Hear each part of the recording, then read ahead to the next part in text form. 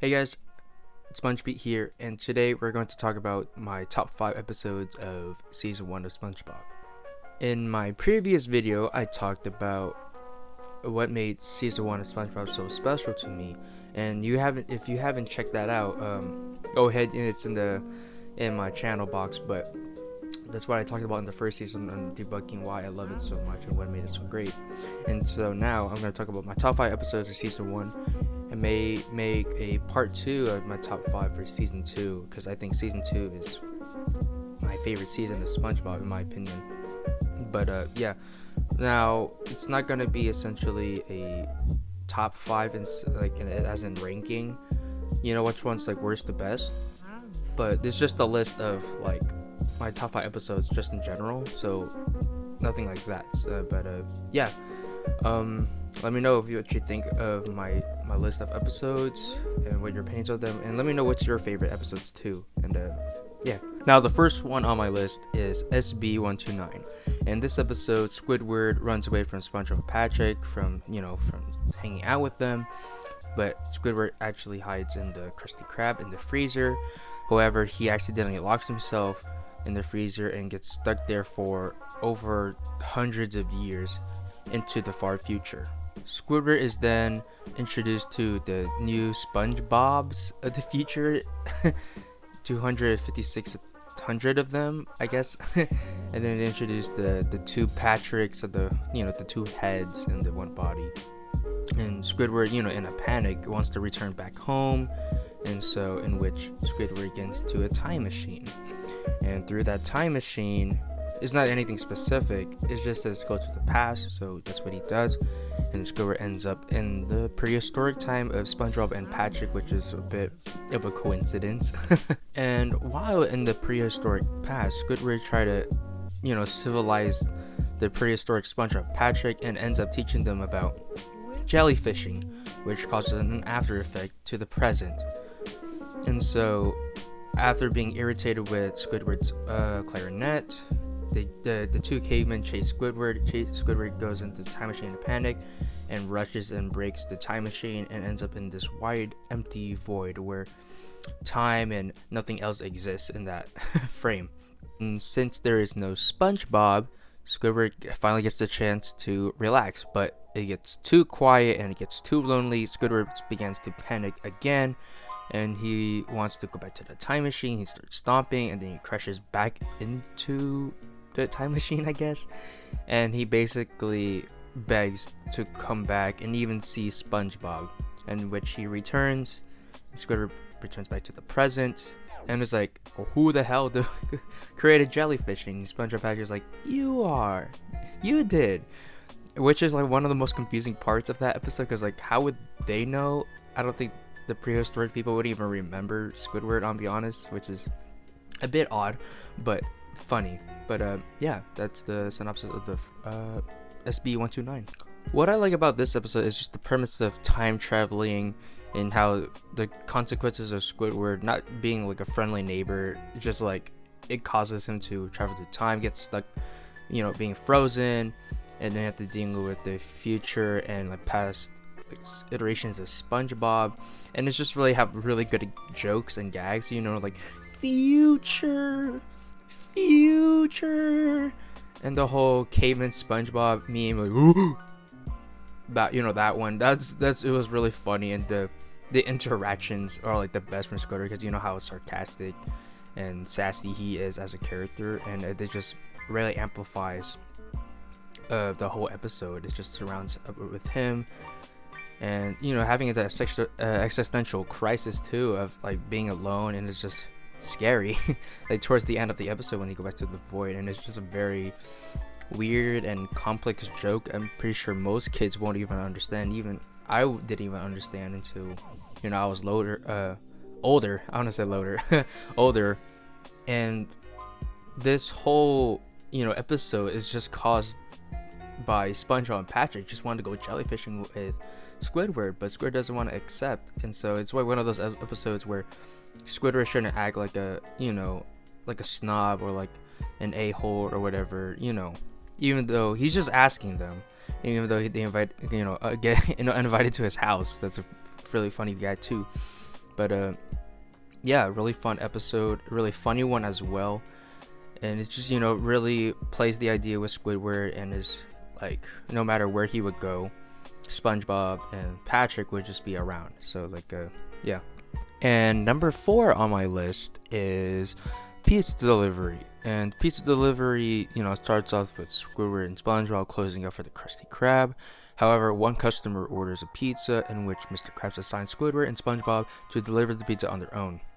However, SpongeBob struggles to get the car working because he doesn't know how to drive, and so SpongeBob gets both of them lost, and now SpongeBob and Squidward try to find their way back to Bikini Bottom and to deliver the pizza. A whole lot of shenanigans go throughout their journey, and by the time they finally found the pizza and delivered it, the customer asks, "Where's my drink? Where's my drink? I ordered my drink, no, I don't want the pizza." And so that mentally and emotionally destroys SpongeBob, as he wants to uphold the standards of the Krusty Krab and delivering the pizza. And so Squidward, feeling so bad for SpongeBob for once in his life, occasionally in his life, stands up for SpongeBob, knocks out the guy's door, slams the pizza in his face, and then goes back to SpongeBob, and they would go back to work.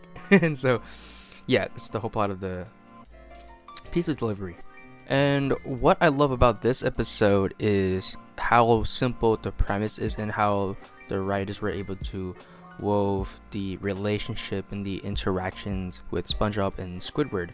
As simple as getting pizza, they get lost, they try hitchhiking, and go through a whole storm and all that. They just sprinkle in a little different obstacles for the characters to go through, and through the obstacles they that cause the tension between Squidward and SpongeBob. And because they have contrasting personalities, it creates really good dynamics and dialogue, and entertainment to watch. How SpongeBob, he's very optimistic about getting the pizza on time for the customer, and Squidward, he doesn't really care. He just wants to go home and just get things done, and even attempted to eat the pizza. And so, and also, like, what they have, one of the best jokes in SpongeBob history, SpongeBob beatboxing and singing the Krusty Krab pizza, is that pizza for you and me, and it's not a boulder, it's a rock. It just had a lot of iconic moments in that episode too. And I just want to say, I'm gonna bring this up too from all the memes and all that, but I just have to. But yeah, and one of my other favorite moments in this episode is for Squidward to stand up for SpongeBob, because it's really rare, especially later in the season. Sometimes it's Squidward's always been cranky. He doesn't really care about SpongeBob. He wants to ditch him. He's finding him annoying. But in this last few minutes of the episode, he stands up for him. After everything he'd been gone through, and the whole stress for the whole journey to deliver the pizza. And it's just really a redeeming moment for Squidward. He's just not a one-note cranky character, but he means well. He certainly does care about SpongeBob, and I love those moments of vulnerability for Squidward. And yeah, pizza delivery, a great episode, and my favorites. Now, number 3 of my favorite episodes of season 1 is Bubble Stand. Probably that's the 3rd episode of the first season or something like that. But anywho, SpongeBob starts a bubble stand in which he gets paid 25 cents to either to blow a bubble or just simply to get lessons. And Squidward's in the background trying to play his clarinet, but SpongeBob causes so much ruckus, and so Patrick comes by and pays SpongeBob to give him lessons to blow bubbles. And that's probably the whole episode, is just blowing bubbles. And so, because SpongeBob's doing the technique and blowing insane bubbles, dude, what the hell, and causes so much loud ruckus, it causes Squidward to yell at them to get out of here, you're making too much noise. And then and full irony, Squidward attempts to blow a bubble, but then he has to pay SpongeBob, and so Squidward ultimately fails at different attempts of blowing just one small bubble.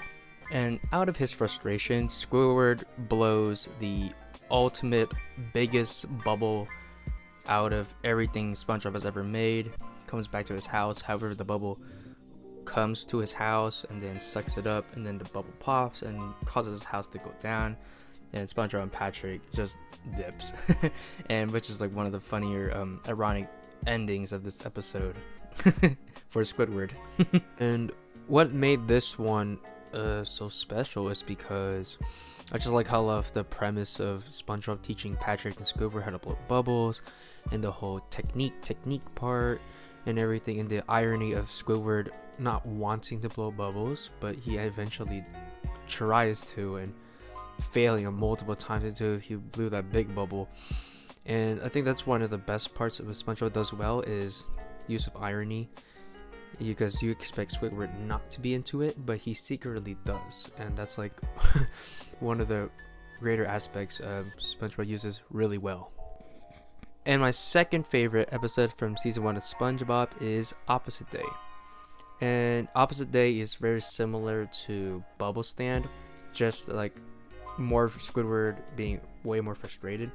And so the episode starts off with Squidward being frustrated, SpongeBob and Patrick being lousy neighbors, and so he called a real estate agent saying, hey, I want to move out, I want to sell my house, but she will come by, and as long as there's no bad neighbors and anything like that. So